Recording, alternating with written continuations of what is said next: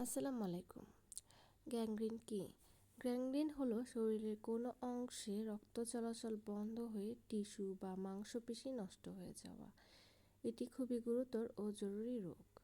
লক্ষণ: আক্রান্ত জায়গা কালো বা নীল হয়ে যাওয়া, তীব্র ব্যথা বা কখনো অনুভূতি কমে যাওয়া, পচা গন্ধ বের হওয়া, ফোলা বা পুঁজ হওয়া। হোমিওপ্যাথিক ঔষধ লক্ষণ অনুযায়ী: আর্সেনিক অ্যালবাম, জ্বালা পোড়া ব্যথা থাকলে, কালচে অংশ বা দুর্বলতা থাকলে। সেকেলে কর্নেটাম, শুকনো গ্যাংগ্রিন, ঠান্ডা কিন্তু ব্যথা কম।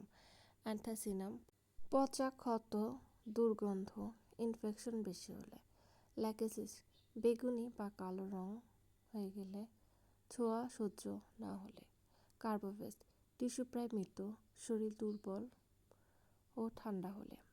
কখন জরুরি ডাক্তার দেখাবেন: হঠাৎ কালো দাগ দেখা দিলে, ক্ষত থেকে গন্ধ বা পুঁজ বের হলে, ডায়াবেটিস থাকলে বিশেষ সতর্ক হন। ধন্যবাদ।